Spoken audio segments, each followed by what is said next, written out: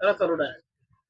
आज जिल्हा परिषद आणि पंचायत समिती गणामध्ये जिल्हा परिषदला ऍडव्होकेट राहुल आवळे आणि पंचायत गण मानगाव या ठिकाणी रोहिणी अदांना वहिनी राहिलेले आहेत.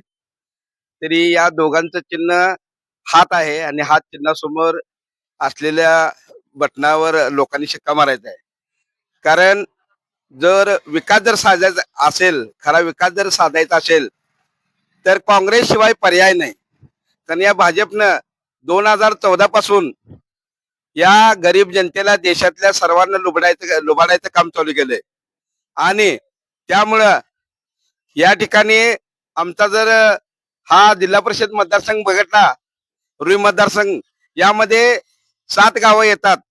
त्यामध्ये रुई, मानगाव, तिळवणी, साजणी, मानगाववाडे, आत्तेगिरी आणि मुडशिंगी.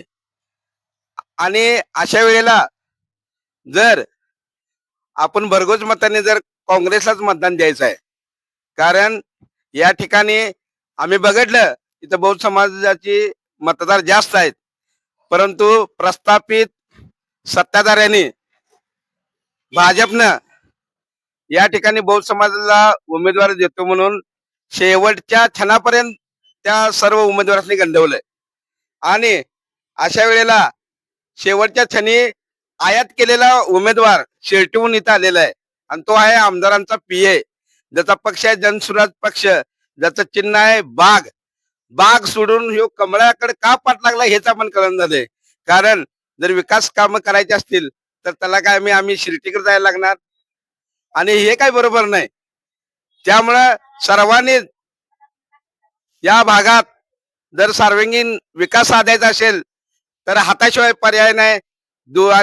आणि रोहिणी वहिनी सुद्धा मानगाव गणातून येतात. त्या साध्या सरळ उमेदवार असून त्यांचंही काम उत्कृष्ट आहे. आणि जे आमच्या साजनी गावचे नवमहाराष्ट्र मिल आहे, ह्या शेतकऱ्यांची जमिनी 2000 एकरी घेऊन आता जे 10-10, 15-15 लाख प्लॉटिंग करून विकायला लागल्यात, त्यासनी सगळं त्यांच्या घरातच पाहिजे. आणि असे उमेदवार असल्यामुळं कसं आहे, या ठिकाणी बोलण्यासारखं भरपूर आहे. पण लोकांनी हाताशिवाय कुणालाही दुसऱ्याला मतदान करू नये. जर कोण कमळवाला आला तर हातात दांडका घेतल्याशिवाय राहणार नाही. कारण ह्याने विकास नाही भकास करून टाकलाय रुई जिल्हा परिषद. आणि एकट्याच जर म्हणतोय मी सगळं विकास केलाय, अरे बाबा तू विकास केलायस तर तुला बायका पोरा सकट मुलाबाळा सकट प्रचार करायची काय आवश्यकता आहे? तुम्ही जर खरोखर मानगावचे विकासरत्न असतीला तर तुम्हाला प्रचाराची काही गरज नाही. लोकांनी भूलतापात देऊन नुसता मानगाव गणातल्या लोकांनी बायकांनी घेऊन गेला तर तुम्ही देवाला देवा धर्माने असं प्रश्न सुटला असतं तर तुम्ही 1 नंबरला विजय झाला असता. आणि हे सगळं धोतांड आहे.